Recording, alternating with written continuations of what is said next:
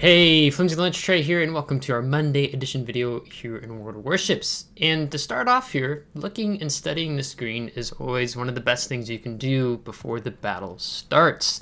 Whether we're looking and understanding whether there are carriers, if there's a lot of destroyer players, or we see here that we have a Bilal on the enemy team. Studying the battleships, we have a Minnesota with 457mm guns. And other battleships with not as large as Overmatch. We have a Napoli, so we could be potentially dealing with a brawling cruiser. We might want to push in on us on our flank. There's two Hindenburg, so they're going to be kiting and maybe not as aggressive in the start of the battle like ourselves here in the Hindenburg. And then the Salem, who maybe we engage with but outrange here. We're using the gold camouflage from Ranked here on the Hindenburg, and I just really like it, running it a lot. As the reason why I was even taking Hindenburg out in this battle that occurred yesterday was for naval battle attempts, as there's ×2 on the German cruisers. And I have featured Hindenburg before in doing Friday Highlight and doing the upgrade commander build video for the ship. And today we're just going to be talking more about Hindenburg in 2024 and just how, in general, what I think of the ship between her strengths and features. But I really want to focus more in on the gameplay and the positioning here. You know, it's always great to spend a lot of time talking about the ship itself, but talking about the positioning as well, as I think maybe, you know, can talk about the ship's strengths and weaknesses, but maybe even just talking more about the gameplay and the positioning, right? So I'm going to try to do more of a deep dive in on this one in terms of my positioning and how I'm set up here. So with that being said, we're moving up here on the left flank. We've already pinged the map where there was our sub picked up the enemy submarine, I'm guessing, as it were. We checked our airstrike range, which is 8 kilometers, so I had to refresh my memory on that here as well. And you can already see on the mini-map the sub is pinging, moving down into A.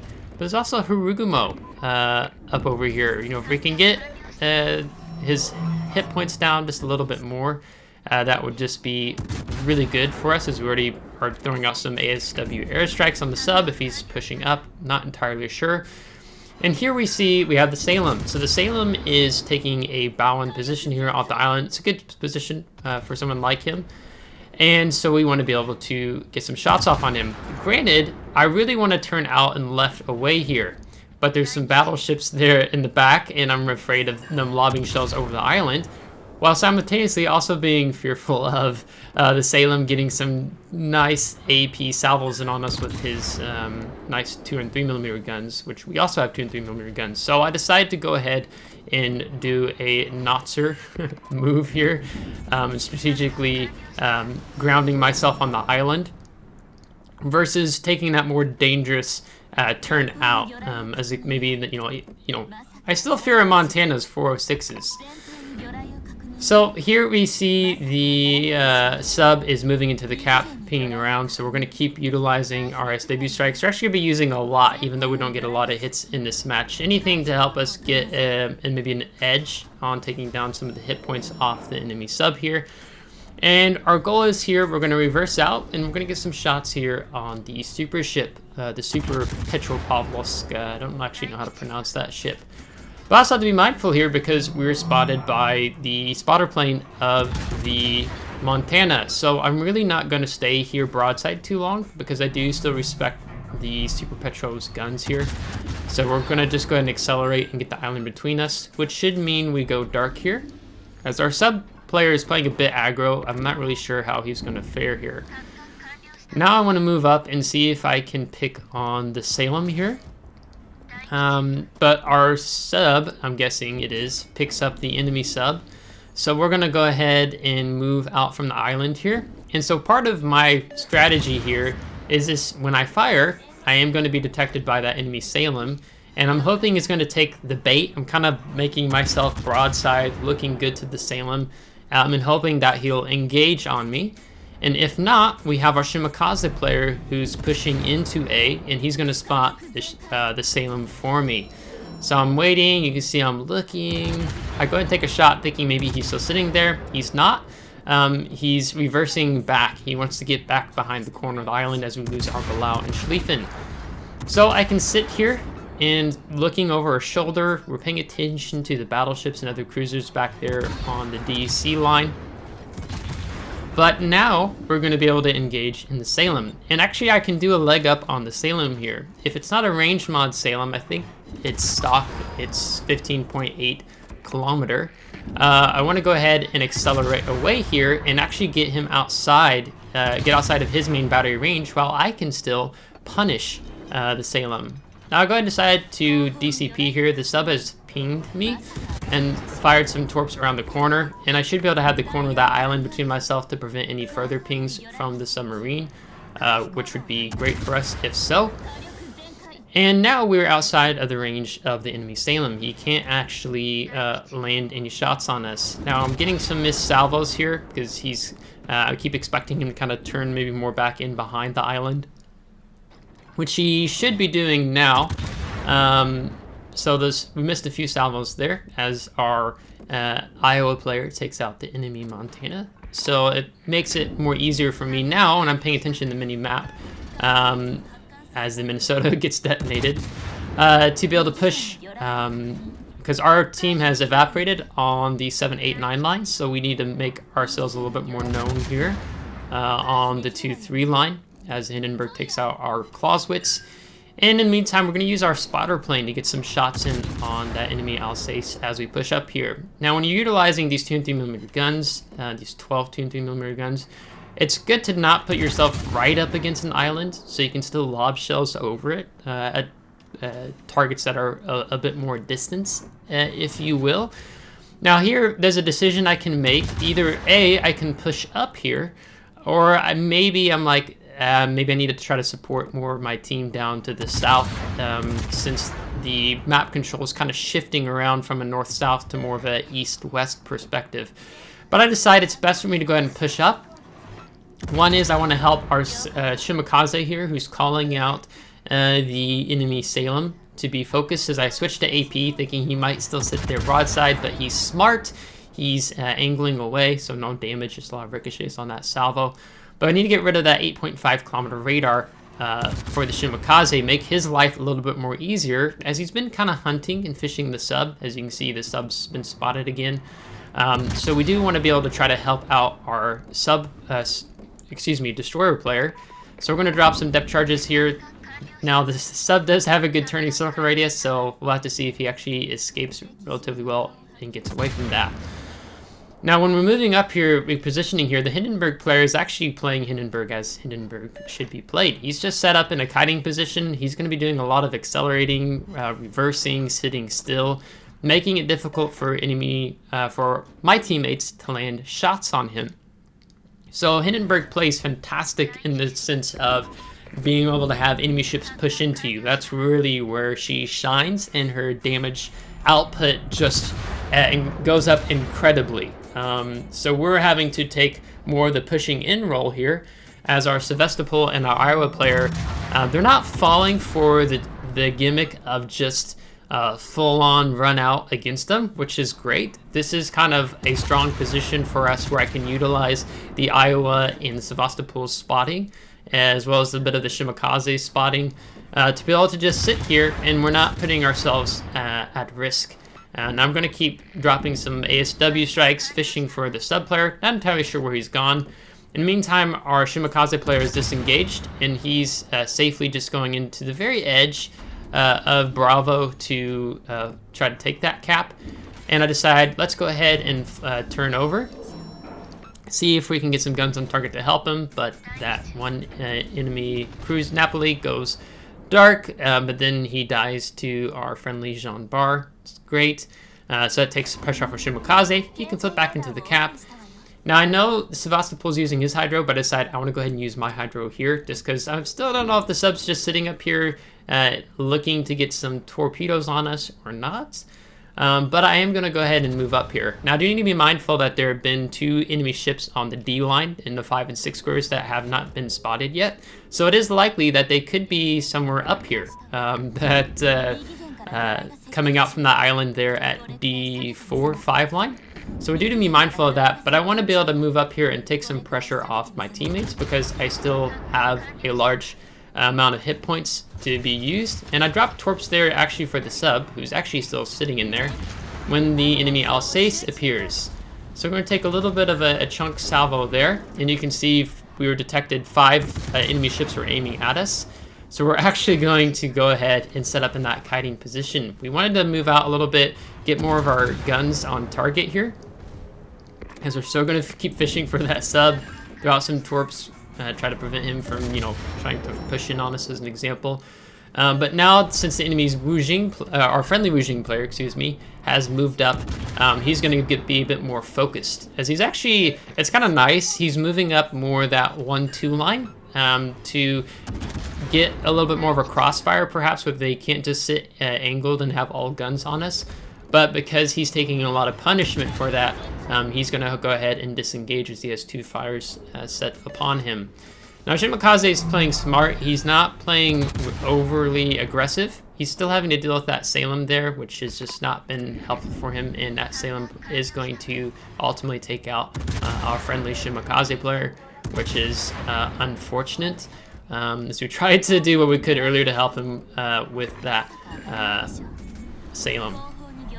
Meantime, we're going to keep focusing the enemy Alsace. I really don't necessarily want him to get away, so we set a fire. I want to try to focus him down as much as possible. Now we have our friendly Jean Bar and our Gdansk over there in B, or just south of B, as our Wujing player goes down. I want to do anything that I can help give the Jean Bar and our Gdansk player a leg up. So I'm going to go ahead and switch focus to shooting at the Salem. There's also another Hindenburg that's over there in the back of C. So we're getting some salvos in there to help.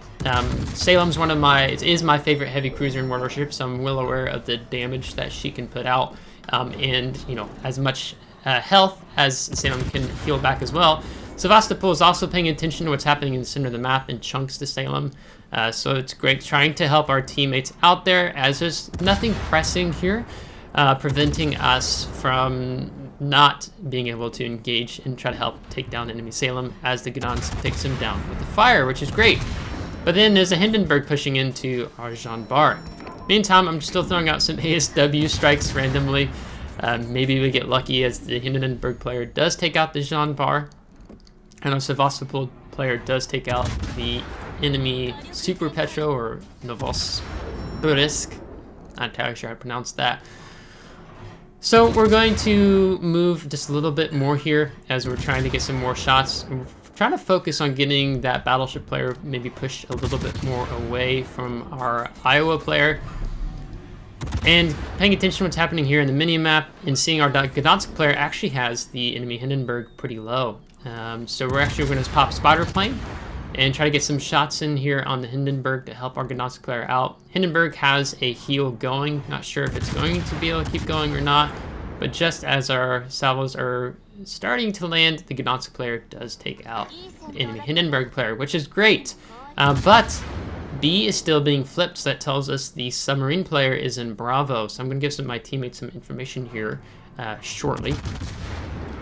But we're going to go ahead and move more towards A now, towards Bravo, as we avoid some incoming salvos there. Now, it's bad if Iowa pushes up anymore, and I ask him if he can get back, because he doesn't need to overextend himself.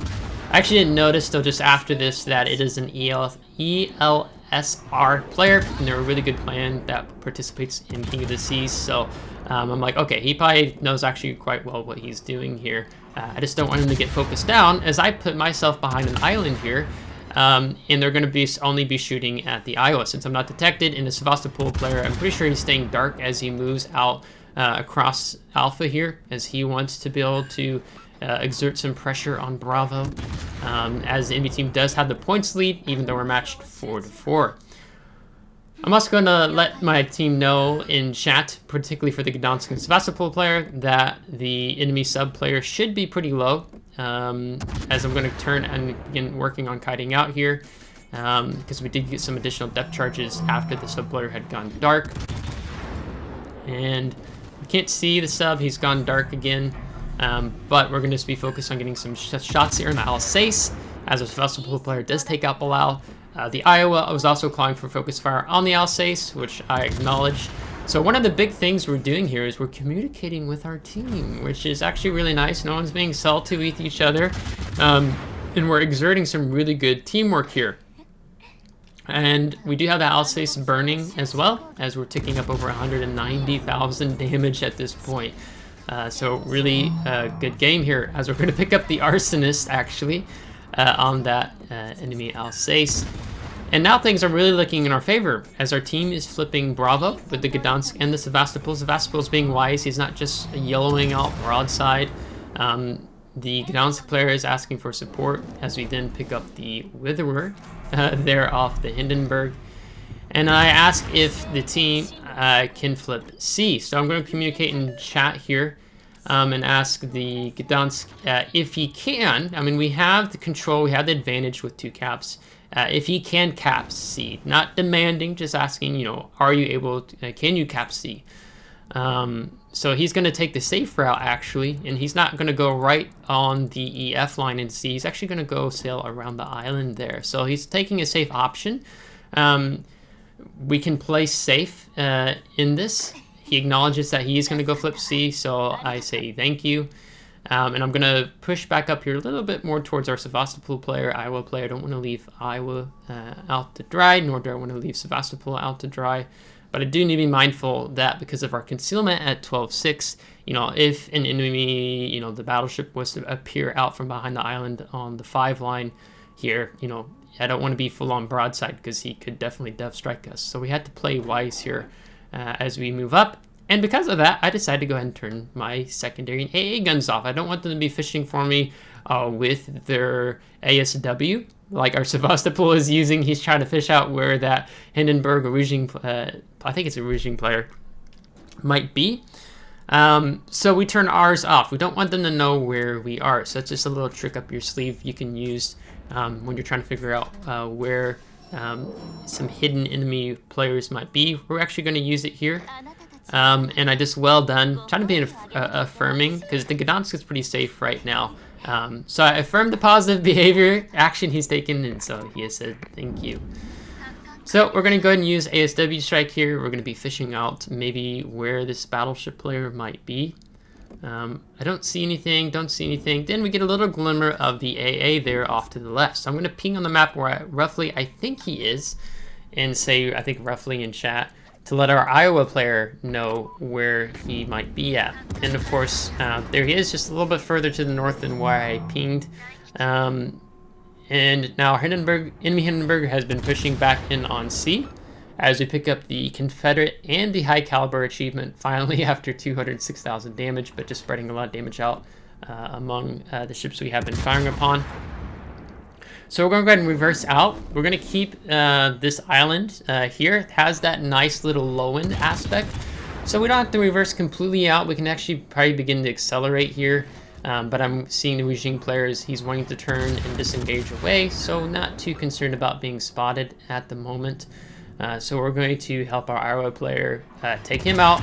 And then it's going to allow our Iowa player to move up along the C line to maybe, let's say, C5, C6, C7, and get some shots off on the enemy Hindenburg player. We're winning, but we want them all.